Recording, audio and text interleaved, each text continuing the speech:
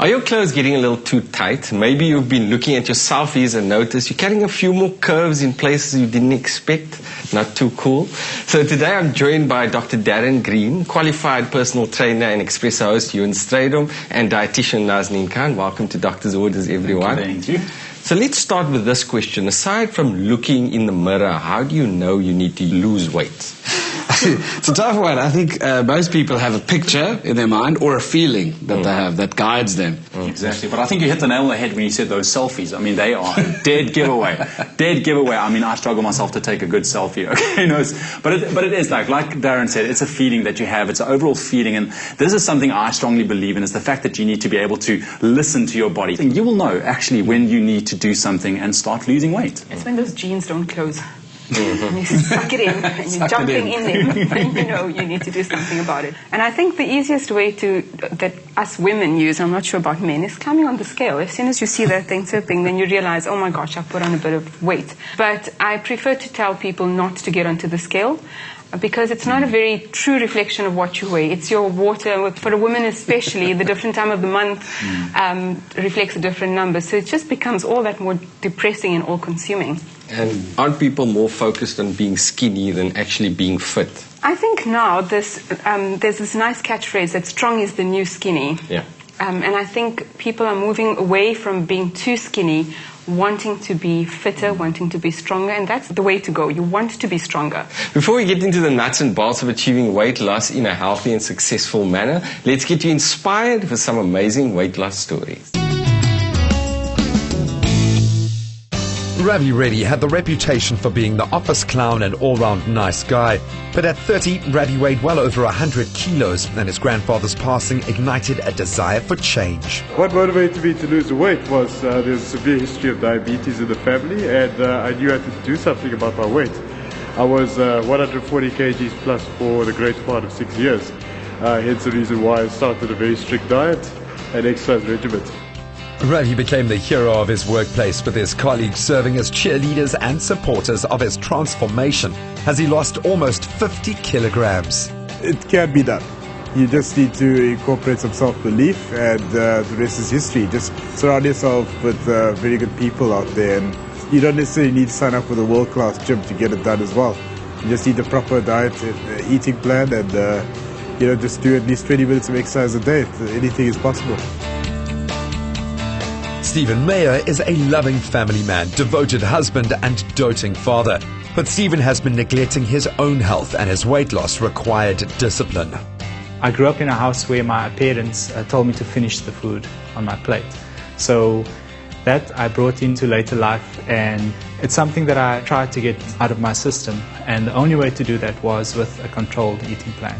I mean, even sitting comfortably watching a movie was a challenge for me, because I felt I was, stuck in the seat all the time.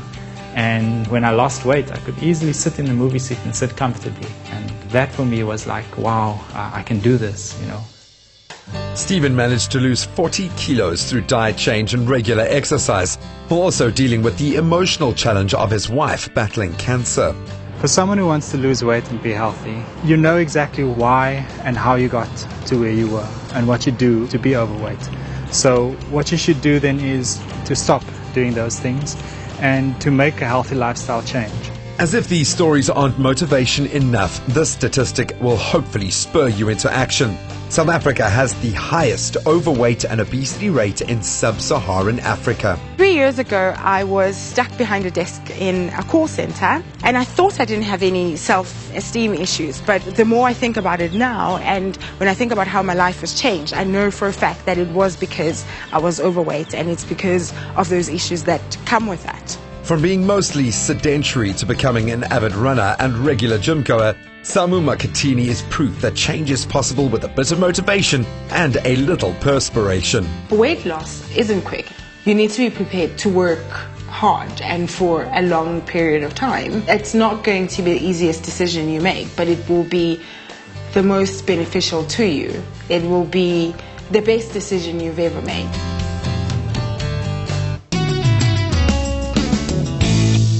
Now, Nazneen, can we talk a little bit about the role of nutrition in weight loss?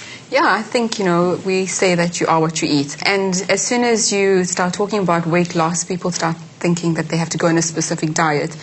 But I want to caution against going on a diet, because as soon as you start saying, I can't have anything, what's the first thing that you start craving? You start craving the things that your dietitian said you shouldn't eat, or that your best friend said don't eat. But yeah, so the idea is that you want to eat food in moderation, and you want to eat a little bit of everything. As soon as I take out a food group, we know that there's something wrong. There's a deficiency that's going to eventualize. So you want to stay away from diets that say take away fat or take away protein or take away carbs. It's about making sure that you can contribute a complete plate of food and nutrients, but you watch your portion sizes. And I think portion size is the key to weight loss specifically. But also, I think what people nowadays need to learn to do is reprogram their metabolism. Because I think it's, with today's day and age, we work so hard, we work long hours, people forget to eat during the day. It's just coffee maybe. You come home, you eat a large meal, you know what, and your body just holds on to that because it doesn't, you know, when is it going to get food again? So like I said, break down your meals, make smaller options, and increase the frequency of eating throughout the day. Make sure that you do get a healthy breakfast, mid-morning snack, lunch, mid-afternoon snack, so at least 5 times a day, but smaller meals. That way your metabolism will learn to speed up and also digest that food. Now, when it comes to the training part, if you combine these two, then you've got a winning formula. You know, I'm talking high-intensity training here, especially for people really busy. You've got half an hour, 40 minutes, 45 minutes to train per day. Make the most of that workout and aim for 4 times a week, at least 4 times a week, half an hour. And if you really bank that training and you have the diet part down, like I said, winning formula. It's a lifestyle, Riyad. As soon as you start imbibing these principles, it becomes an everyday routine. I mean, from a medical perspective as well, people tend to only want to control their diets when it is about controlling lifestyle diseases and preventing lifestyle diseases. There's a lot more to it than that. The role of food in people's lives needs to be re-looked at. People need to understand what the purpose of food is in their lives, because we eat for different reasons. Everyone speaks of comfort eating. When you're emotionally distressed, when you're going through tough times, and your stress coping mechanisms start failing. If that's not in place, you're going to turn to something as a pillar. So, you know, it's not just about prevention of health disease. It's more a choice to optimize this machine to actually do the things you really enjoy doing. I just want to add to that, you know, when you are rearing your children, don't use food as a reward. Oh, if you eat all your food on your plate, you're going to get dessert, or you're going to get a sucker or a lolly or whatever else. Because eventually that becomes feeding mechanisms. You know, you want to maybe treat them with an extra hour of playtime with their friends perhaps, or you want to allow them to ride bicycle for half an hour extra. So in that way you're increasing and influencing them to be active, and not use food or sweet food as a reward system. Sometimes in desperation a weight loss quick fix looks inviting.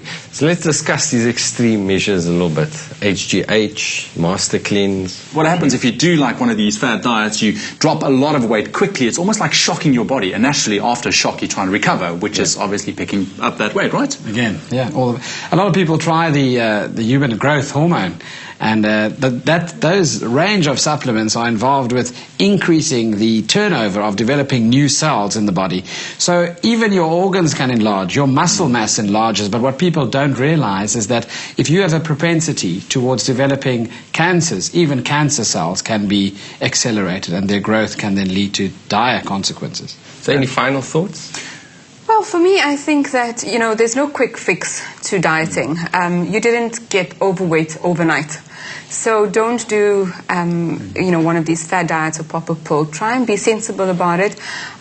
Be clear about what your goals are, and start adopting it as a healthy way of living instead of a diet that starts on Monday and lasts till Tuesday evening. Exactly. From my side, I would say firstly, make that choice to live a better and a healthier life, focusing on fitness and health rather than to lose weight. And then build up a basic knowledge about what is healthy food. Increase the frequency of your meals, cut down your portions, and then try and exercise 4 times at least per week. If you have only 30 minutes or 40 minutes, make use of that time. I think the relationship we have with food needs to be examined. And then with that, understand what role it plays in our life, and when we revisit that, we'll notice the trends we've had in our own families. What we hear mom or dad's voice saying, eat all your food, finish your food, and the reward systems. I thought that was a very valuable point.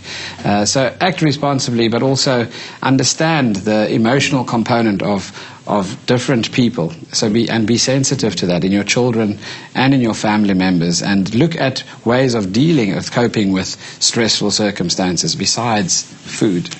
Thank you all for weighing in on weight loss. I think what we can all draw from this is that a holistic approach and an overall healthy lifestyle is the ideal way to look and feel your best.